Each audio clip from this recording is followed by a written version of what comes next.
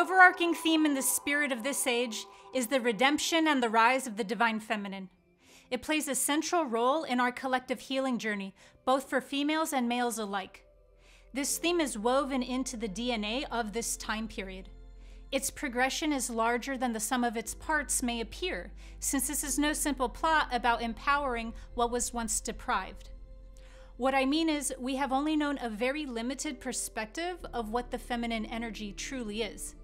But it's as good a place to start. So today I will be talking all about what the rise of the divine feminine is truly about, and at the end of this video, I will share the esoteric results of the divine feminine rising. There were very important energetic shifts that took place in the 1960s. A large cycle spanning over centuries was coming to a close that had reached its peak in the 1950s, as well as energetic groundwork that was needed in preparation for the coming harmonic convergence.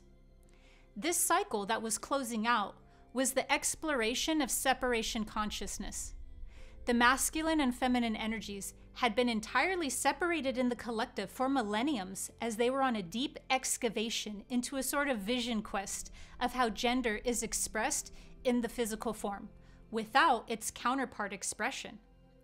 In order for this to happen, the masculine and feminine energies needed to be cut off from one another so that we could experience what that expression of gender would be like in their fully separated states.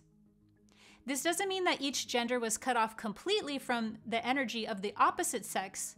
What it means is that this stark division between the two has been the dominant theme taking place. The male energy was regarded as above the feminine energy and placed in an exalted position due to its sheer physical strength. The masculine energy, being a superior force to the feminine, then trickled down into every neuron of the collective conscious until we fully accepted it and we even applied it onto our concept of God. So the masculine energy, being cut off in the heart center from its feminine counterpart, projected its power even onto the cosmos itself. And that is why to this very day, people refer to God as a he. It's a reflection of our limited ability to grasp infinity by assigning it a gender based on the merit of physical strength, no less.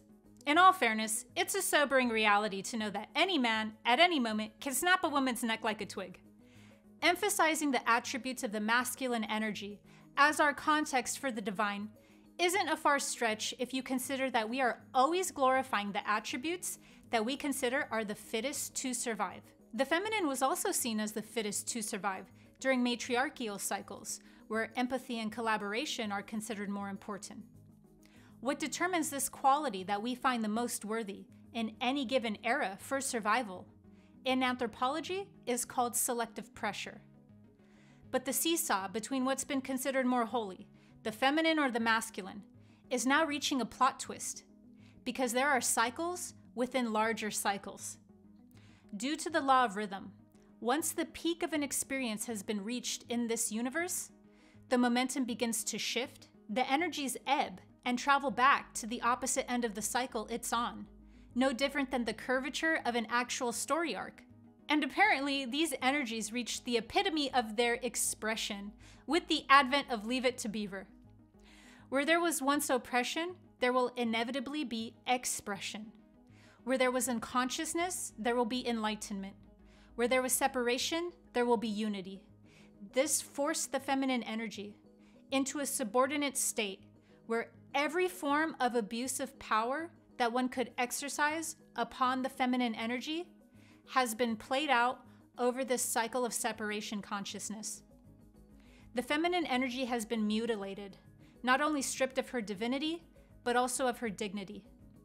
Due to this exploration and this abuse in power, the feminine energy has become a caricature of her true essence. Keep in mind that this imprint is also carried in men as well, since we have all been both genders. Men have feminine energy just as much as women do. It's not just an issue for biological women in this one lifetime. In fact, we all have embodied the perpetrator energy to varying degrees in different lifetimes, so there is no soul with their proverbial hands clean. Yet the wounding to the feminine is so deep that it needed its own time-space continuum in order to heal it. And that is the story arc we find ourselves in. The feminine energy has been stuck in the trauma response called fawn. Fawn is the least known response of all the states of trauma our nervous system enters. It's where we learn to adapt to an unsafe environment by pleasing our abuser. We fawn over them in an attempt to be spared by them. Over time, when this becomes a chronic response, it can turn into Stockholm Syndrome, where we defend abusers, navigate hostility, until we've grown resentful, or even worse, we don't recognize pathology anymore. And that's what has happened. A large percentage of humanity don't even recognize that their whole identity, belief systems, perceptions, and personality has been shaped from their fawn response, pleasing a dominant energy in order to avoid its wrath. So with fawn being the collective trauma response that the feminine energy has been stuck in for centuries, we could see why it's not so easy to suddenly switch gears and transition out of this state and into empowerment. Furthermore, we haven't seen the final form of what actual empowerment looks like in the feminine nor masculine energy, because we are still in a deep phase where both are in need of more healing for them to truly be in their power. So these two energies are going to look wonky during this whole process because there is an immense purging taking place. And it needs to, in order for the divine feminine to truly come through in her actual power. Certain groups of being came into this life with the template of this archetype of the wounded feminine, with the purpose to assist in the transmutation of the feminine into the divine feminine. So if you would like to know more about this group called the Blue Rays, let me know in the comments and I'll make a video explaining this concept in depth. That said, could you blame the feminine energy for being so wounded? It holds the bitter charge of persecution, terror, deprivation, and subordinance deep inside the collective psyche. It's not enough she needs to heal. She must make her healing look pretty, ladylike, and in a healed way, which defeats the whole purpose. This is exactly why the feminine is healing most in this time period by activating the throat center. Because there's a cellular transmutation that occurs when one is able to express what was once not safe enough to express, and to define oneself where once one wasn't allowed to define themselves. Which is why in the spirit of this age, anger is actually a sign of a healing taking place. Because even though emotions like anger or rage are clear indicators of a being not feeling safe, ironically, they are also indicators of a being feeling safe enough to express that level of intensity. And that is significant progress from a being in the trauma response of fawn or freeze, where a being could not afford to be angry. To put this another way, in order for a person to express emotions like anger or rage, a person has to feel safe enough to use their voice in the first place. And if their willpower is paralyzed, then it's actually a positive shift to be in the state of anger despite its outward appearance. So for women, the strongest medicine at this point is activating our throat center in our everyday life. Even if it's not in a controversial way, but especially if it's in a controversial way. Because we are deeply intimidated by the power of our own voice and our own truth. Side note, healing is not pretty. I really wish it were. We can find beauty in it all. We can make it our muse. We can draw strength from it. And along the journey, we can even learn to love it. But healing has distinct stages and cycles that are going to bring equal proportion of expression to whatever was suppressed and denied. The feminine energy is going through an enormous up-leveling, and it's manifesting as emotional whiplash. It did not come all at once in stunning clarity. She is disturbed, not always rational. She is not always pretty. She remembers. Sudden rage. She was violated. This is the collective, archetypal energy that the feminine is processing in this age. Emotional whiplash. This is the birthing process. This is the ugly struggle to rise. The cellular memory of being in fawn. Becoming of a version of herself, not that she wanted, not that she chose, but the version that would best survive.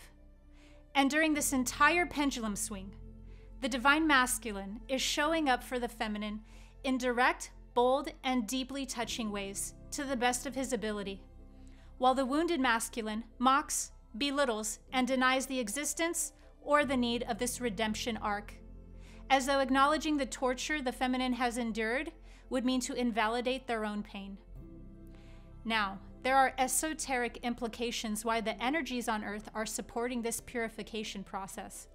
And that's because there is another meaning for the rise of the divine feminine, besides the one that I just shared.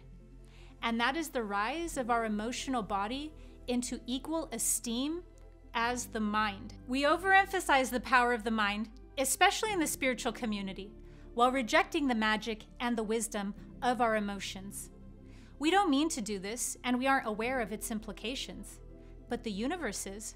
And in order for us to spiritually evolve, we have to connect the body and the mind, the heart and the intellect, in order to embody higher bandwidths of consciousness. In its most subtle form, the final act of aggression against the feminine energy is not an external one.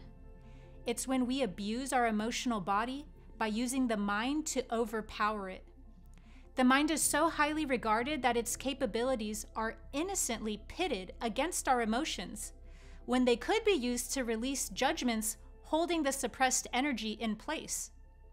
For us to become multidimensional, we need to build the emotional body up, rise, so that it can come into equilibrium with the power of the mind.